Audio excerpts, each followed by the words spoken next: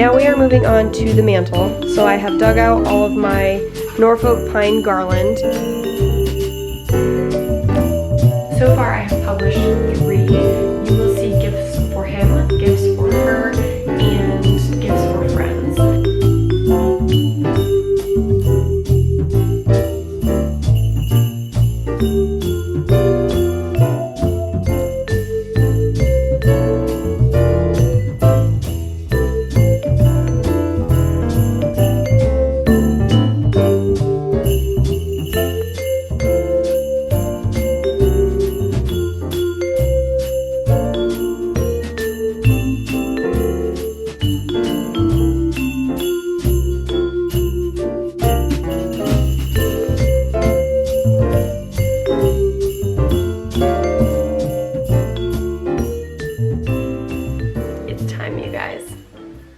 We're doing it.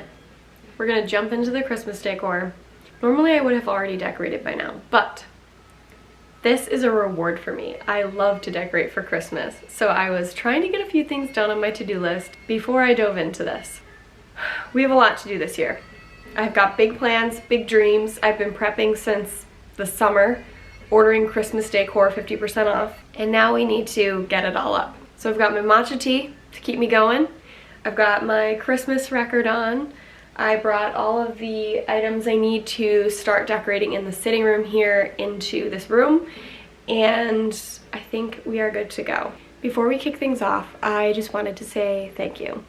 We are rounding the corner to my 1-year YouTube anniversary, which seems crazy. Last December, I put out my first video and I had no idea what I was doing or what I was going to do or how it was going to work, but I put myself out there. I shared, I think it was the Christmas wreath, and it's been a whirlwind ever since. I set myself a really nominal goal of 365 subscribers in 1 year. 1 subscriber a day, and that would help me reach my goal. And we have surpassed that by like 10, which is very exciting, and I'm feeling very proud. I'm really happy that you're all here. I love sharing this stuff with you. It keeps me motivated. I love everyone in the comments who's cheering me on. I love sharing knowledge and just everything. It's been awesome. So thank you so much for subscribing. Thank you for spending your precious time with me. Even though I can't see you, I enjoy spending my time with you, and I'm grateful that you're here. If you have seen my first video, drop a comment below that says Christmas wreath so I know who's been here since the beginning. The first room I'm going to start with is the sitting room. This room is where I put up my Harry Potter themed Christmas tree. I do a little bit of decoration on the mantle, and then we will work our way into the hallway here and do the garland on the stairs. If you don't know, I love Harry Potter, but I don't love all the tacky stuff. I love the tasteful stuff. I started collecting Harry Potter themed ornaments a few years ago.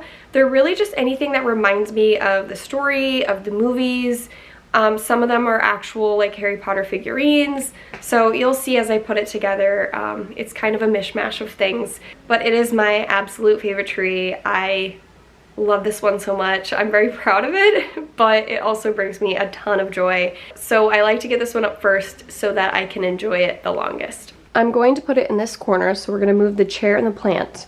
And just to be totally real with you guys, I'm washing the cover on this couch, so it looks a mess. We're just going to pretend that's not there. I wanted it to be dry, but it's not dry yet. So we're going to focus on this corner, and I'm going to start by setting the tree up.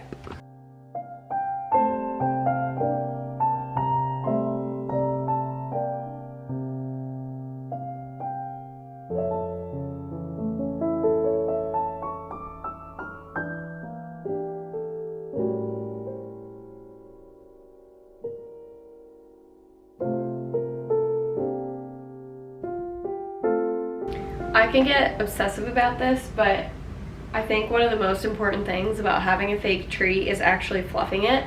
So when you take it out of the box or the bag or whatever, everything's sort of bent in and smushed.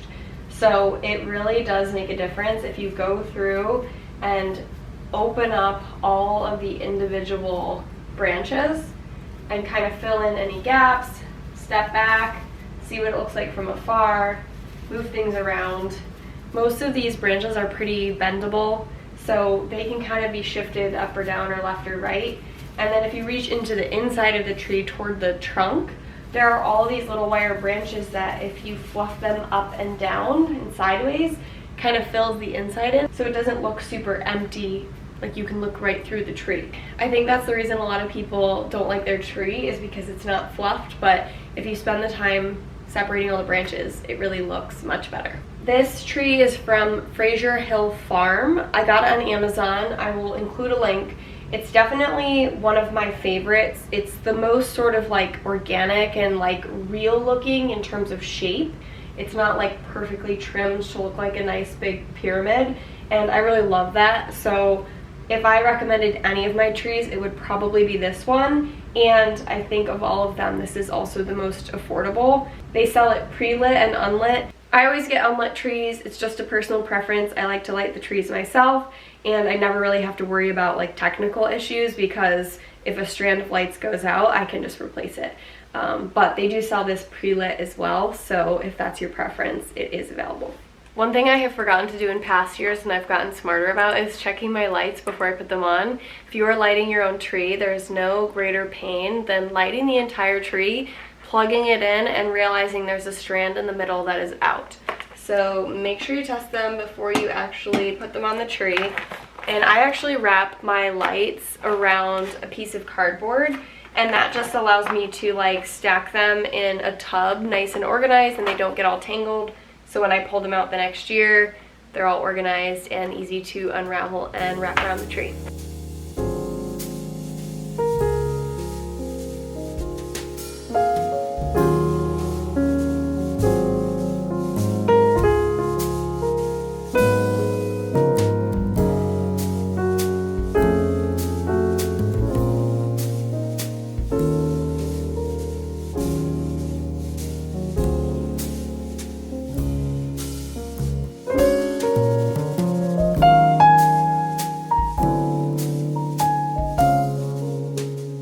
Now that we have the lights on, I'm going to plug in my smart switches. So we use these, they're called Wemo switches. I've had them for 3 or 4 years, and I plug each of the Christmas tree lights into one of these. I'm probably going to grab a few more of these this year. I will also get another outdoor one for the outdoor lights I'm going to do on the front porch. I do have one for the backyard, but it really is nice to just have everything in one app, so I can easily turn them off if I'm in bed and I forgot to, or you know, if I'm not home and I want to turn the lights on. So highly recommend smart switches for all of your Christmas lights. Now I'm going to put the tree skirt on. I have this big furry tree skirt, which I absolutely love. Matt got it for me 2 years ago, and I thought it looked like something that you would see in Hagrid's hut. So it felt very appropriate for the Harry Potter tree. And now we decorate. So I have all kinds of things to put on this tree. I usually start with the garland because it's kind of like a layering piece, and I find it easier to put this on before I put all the ornaments on. I actually made this like a crazy person. Turns out it's actually not saving you any money to make your own beaded garland, because the beads are actually kind of pricey. Unless you get them on sale. I found them at Michael's when I did this. I got a whole bunch of different sizes, and I just used like twine and strung them through to make long garland. It took forever. So if you want to like watch a Christmas movie and make some garland, it's a fun little craft. But you can also buy beaded garland like this for pretty close to the same price as the beads themselves.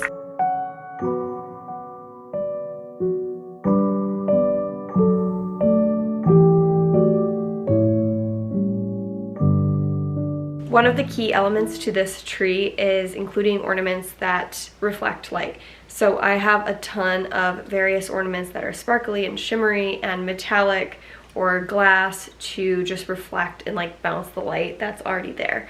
It just makes it look sparkly and magical. This is one of my new ones for this year. I got these from Target. I think they were like $3 each. They're just these sparkly stars, and you can hang them, but oftentimes I don't even hang these. I just like stuff them in the branches, so I have like depth with my ornaments. They're not all hanging around the outside. They're like tucked in, so you kind of have to get up close and see what's in there.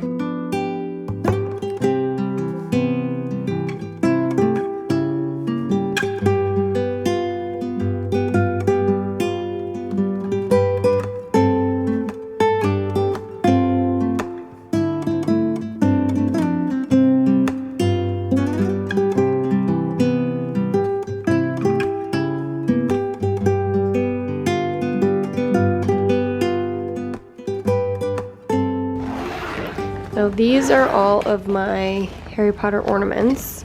As you can see, some of them are not actually ornaments. This is just a chocolate frog box that I stuff in the tree. Some of them just were nice and sparkly and felt on theme. Some of them are homemade. This was from a girl's holiday ornament making day a few years ago, but I felt like it was fitting. So, oh, I forgot I had these. Oh, I love these. I got these little brooms from an Etsy shop. We'll see if they still have them and include the link. A couple years ago I did a Harry Potter Halloween Christmas tree, and so I put like witches' hats and pumpkins and brooms and all that on it. So some of this kind of crosses over from Halloween into Christmas. These are napkin rings I got from my aunt several years ago, and they work perfectly with the tree. So this just goes to show that you can put anything on your Christmas tree. It definitely does not have to be an ornament. These little keys with wings are one of my favorites. Matt got me these for Christmas a few years ago. I believe he found them on Etsy, but I have like 15 or 20, and they're just fun to sprinkle in the tree because you don't see them right away, but when you do, it's like an aha moment. This velvet ribbon is the final touch. So once I have all the ornaments on, then I take these little cut pieces of ribbon and I just tie them kind of sporadically on the ends of some of the branches just to give it a little color.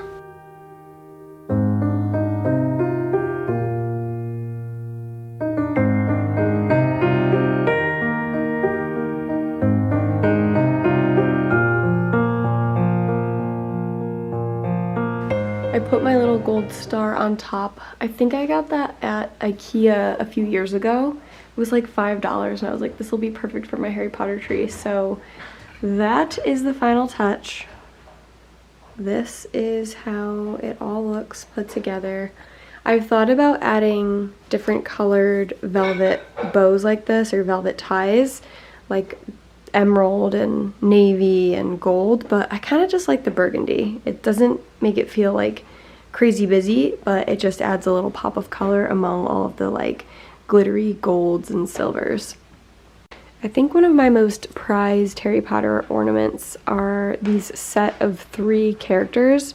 So I have Ron, Hermione, and Harry, and these were gifted to me by my mother-in-law probably like 7 or 8 years ago.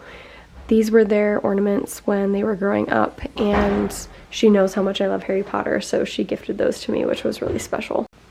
This is one of my favorite little DIY ornaments. I got it at Universal, I think. It was meant to be a keychain, and I just put an ornament hook on it to make it an ornament, and it fits perfectly. A lot of people know about my obsession with Harry Potter, so I've received a number of Harry Potter ornaments as gifts, and this was one of them. It's just pages from the book that have been curled up and put inside an ornament, which I thought was such a clever idea. So that's it for the Harry Potter tree. Let me know what you guys think. It's definitely one of my favorites. It makes me so happy to have it up, and I can't wait to enjoy it for the next month and a half or more. I'm going to take a break to eat some dinner, and then we will circle back to the mantle and then move into the hallway to do the railing. If my couch cover is dry, I'm going to put that back on because all the cushions, a mess right now, are driving me crazy. So I just want to like finish that and check it off so that this room is cleaned up.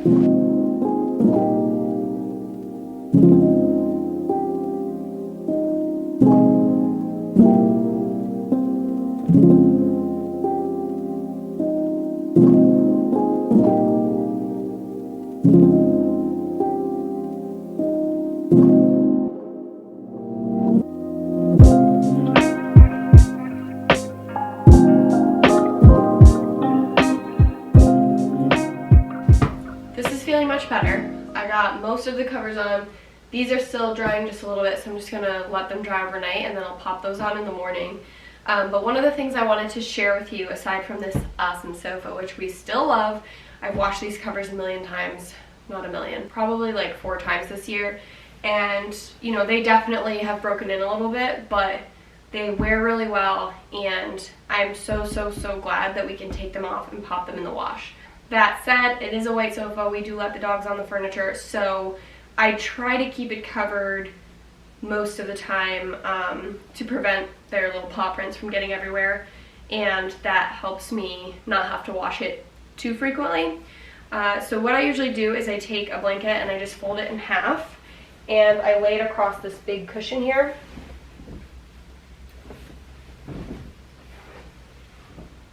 And then I tuck it in underneath all of the pillows. Not only is this practical, but it's a great way to switch up the styling in the space really easily. So because we just put the Christmas tree up, I switched the blanket out for something that was a little more wintry, Christmassy. This is a chappy wrap blanket. They are my #1 blanket. I have a lot of them and I love them. They hold up really well in the wash, which was the biggest thing for me. I have so many different blankets and, you know, with the dogs, letting them on the furniture, letting them sleep in the bed with us, things get dirty. So we just have to wash things more regularly and I need something that's going to hold up wash after wash. So we put these blankets in the wash on delicate and then I put them in the dryer on extra low heat and they are just as soft as when I bought them. You will see this blanket on one of the gift guides because I'm absolutely obsessed. I love that it's a New England brand and their patterns are to die for, just to die for. Just when you think you have all the ones you love, they come out with another seasonal release and they're just amazing. So definitely check them out and keep these blankets in mind for a gift idea. Now we are moving on to the mantle. So I have dug out all of my Norfolk pine garland. These ones are all from a floral, but there are tons of other brands and stores that sell this same Norfolk pine look. And I have purchased it from, I believe, Kirkland's, and it looks the same. So if you're price shopping, definitely look around because there are other places that sell it, and a floral usually sells out long before Christmas, definitely before Black Friday. So if you want something that's just simple and classic like this, make sure you look now because you might miss your opportunity. These here are all, I think, 6-foot lengths. And I usually take 2 of them and sort of like cross them over on the mantle here so it just drapes over the sides a little bit. So that's what I'm going to do first. And then I've got more of this ribbon and I tie a bow, maybe 2 bows, I can't remember. I'll see how much ribbon I have in here, right in the middle. And then I've got a couple of little tchotchkes here. I found these wooden nutcrackers at Michael's last year, and these candle holders were a gift from my mother-in-law. So I'll just tuck those in the garland with the ribbon.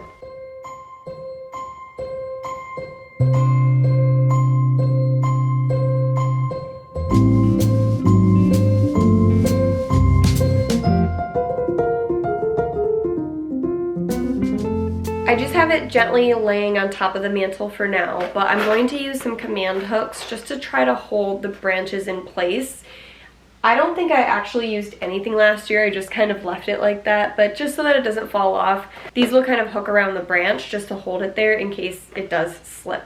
I also used floral wire in the center to tie the two together. Again, last year I don't think I used anything, but they just were not staying together like they did last year. So that's an easy way to attach multiple pieces of garland and kind of hide it. The wire I got was green, so you'll never see it among all of the branches.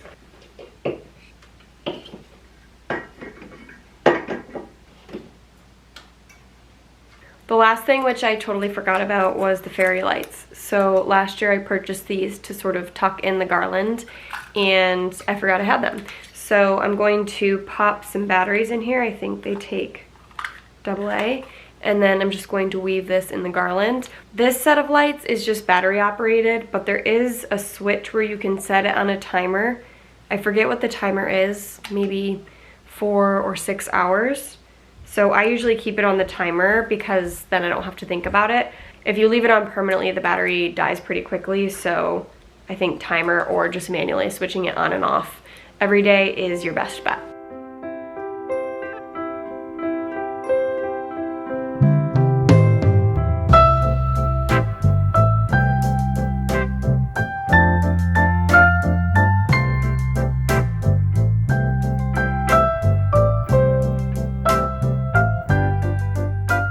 Last but not least is our hallway and stairwell.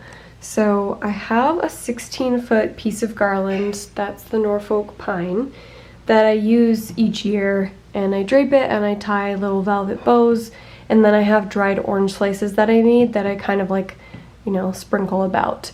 This year I bought a second 16-foot garland to make it look more full. So I'm going to start with the one, and then I will drape the second one on and kind of like fluff everything, sort of like I did for the Christmas tree. This is the version of the Norfolk pine from Kirkland's, and I know it has a plastic on it still, but you can see it's nearly identical. So I think this was like half the price, to be honest. So I will include a link to this one as well as the floral garland, just in case one of them is out of stock. But you know, this could be a good budget option if you're trying to find a similar look to a floral. Last year I helped a friend put her garland up, and she was actually using Velcro that they had used in the garden to like tie up their tomato plants to attach the garland to the banister, and I thought that was such a good idea. I've previously used zip ties, but you know, you have to cut them off and throw them away, and with the Velcro you can just peel it off, save it, and reuse it again the next year. So I'm going to try that this year.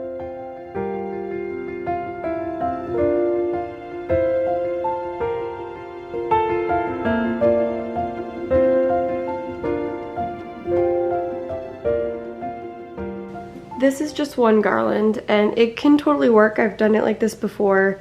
I would just fluff it to cover up that brown branch.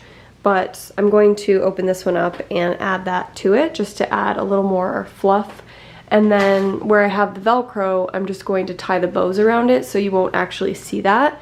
The Velcro is really nice because I can easily adjust it, whereas if I was using zip ties and I sort of wrapped it around the wrong area, I would need to cut it and use another zip tie. So definitely recommend the Velcro if you are doing something like this.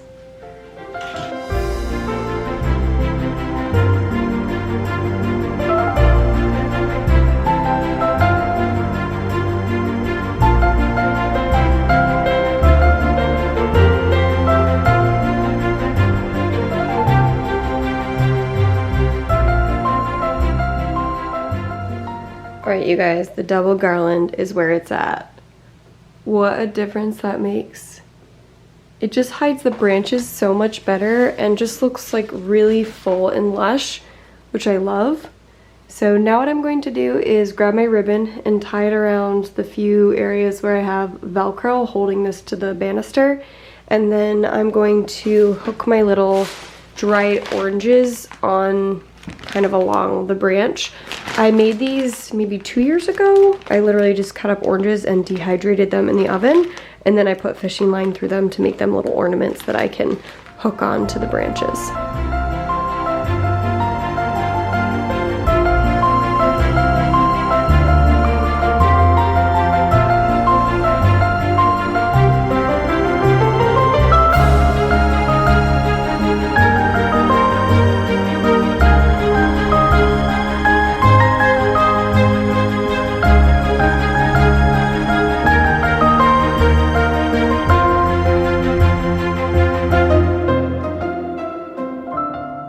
Alright, you guys, that is a wrap on the stairwell. I'm very happy with how it turned out. I like that it's a little bit more full. I love overall just the simplicity of like the greens and a little bit of sparkle, a little bit of light, and a touch of color.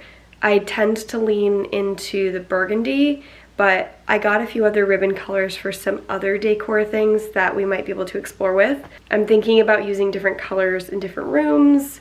I don't know yet. Lots of options. I hope you enjoyed decorating with me. If you have any questions on anything I've used and you don't see a link in the description, let me know in the comments below and I will find you a link. I'm going to go continue working on gift guides and I will give you an update on those tomorrow.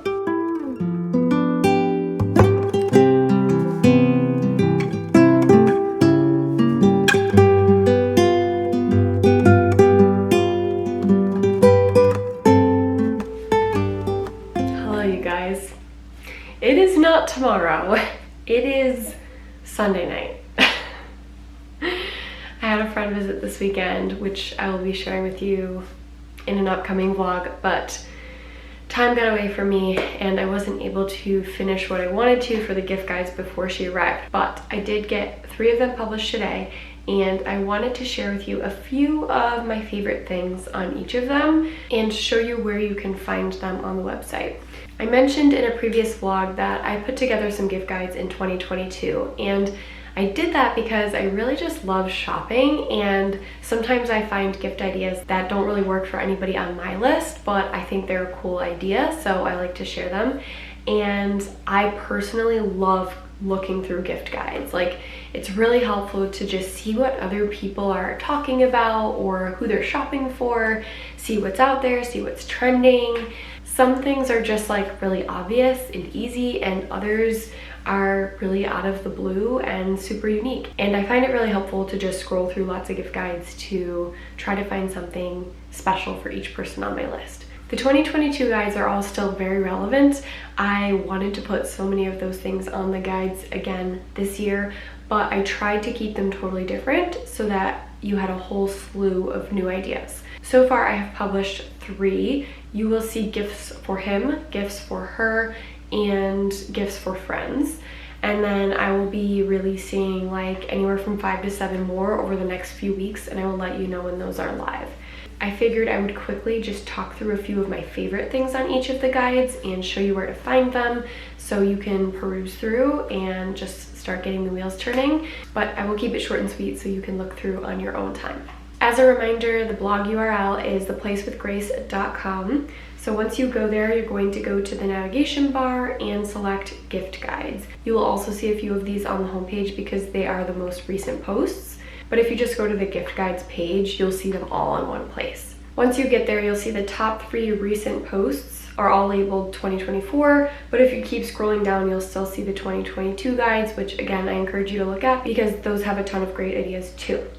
So starting with gifts for her. This one kind of covers a range of like staple items and unexpected like accessories. Some of these I have or have tried, and others are on my own personal list or I've come across and just love the idea. Couple favorites, the Jo Malone Discovery Set. I bought this in the spring. I absolutely love it. For gifting fragrances, I think discovery sets or samples are really nice because everybody has different preferences with fragrance, and having, samples allows somebody to try and find what they like, and then they can buy a large bottle of their favorite.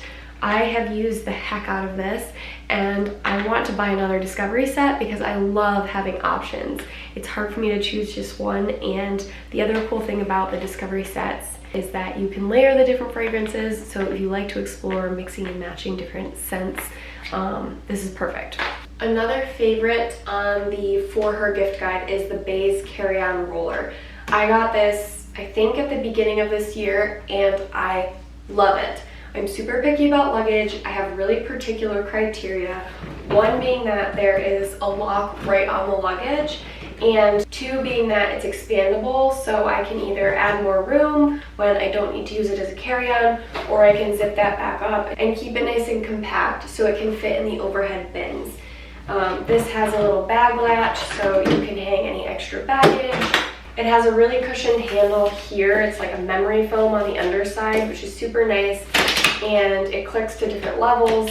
Honestly, I have used this as a seat. I have put bags on top of this. I have maximized the heck out of this bag. I love how durable it is. I love how sleek it looks. It checks every box for me, and I highly recommend this.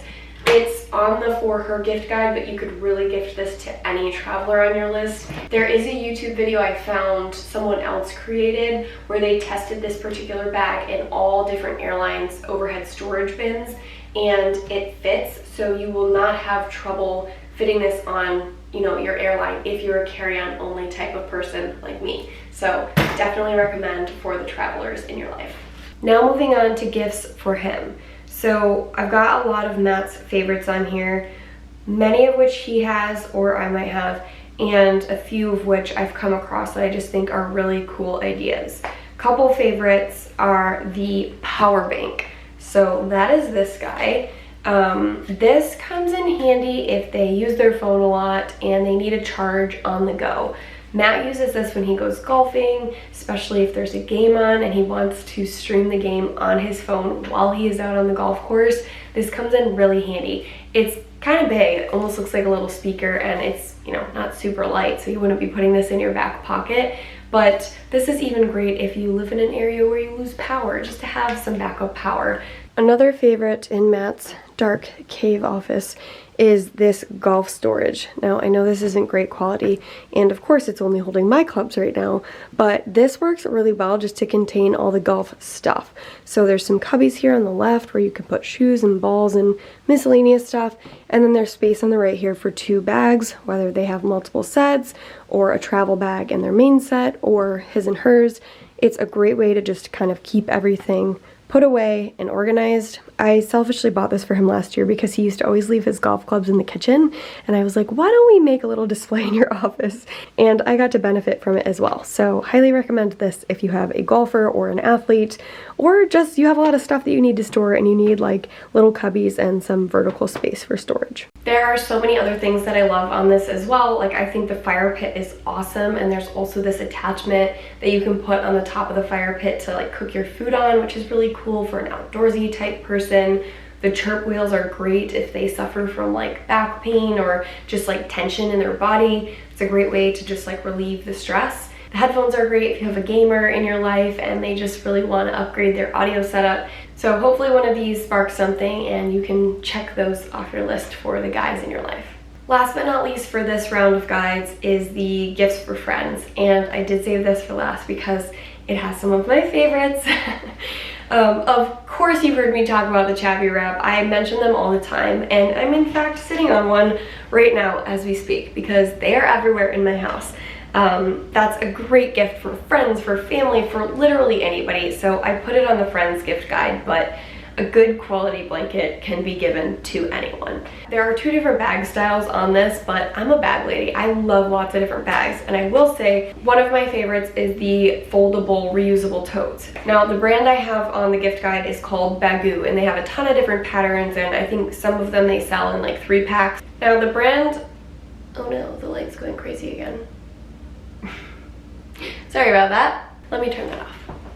The bag I have is from a brand called Cath Kitson. It's no longer in existence, but I have used the heck out of this thing. I always keep it in my purse. It is so handy to have a spare bag.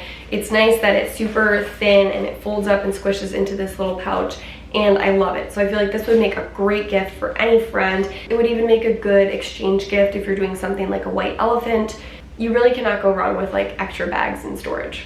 I did save what is arguably the best for last. I do love the Chappy Wrap. That's like a second favorite, really close to #1. But I think for this year, my #1 favorite gift is the Magic Puzzle Company puzzles.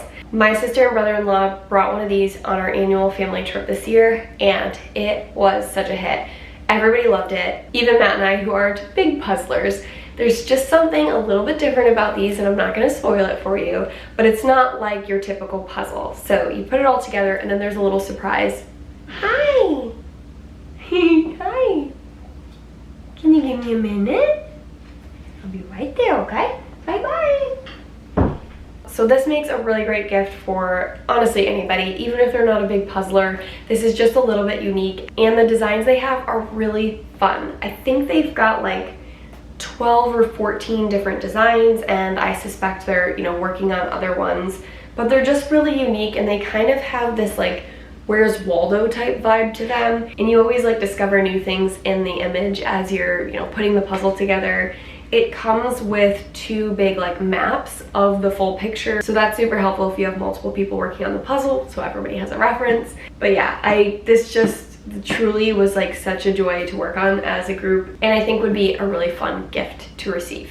So I will stop there. I will let you guys dig into it a little bit yourselves, and like I said, I will keep you posted when I have more gift guides coming. Please let me know if you find these helpful, if you get any good ideas, if you get anything, or if you have any great gift ideas to share. I love being able to crowdsource this stuff because we're all scrambling to find the perfect gift for everybody in our lives, and sometimes it's hard to do. I will leave links to the guides in the description below. If you have any questions, do let me know. I'm going to wrap the vlog up here this week. Thank you so much for watching and for decorating with me. If you liked the video, make sure to give it a thumbs up and subscribe for future updates, and I will catch up with you in the next vlog.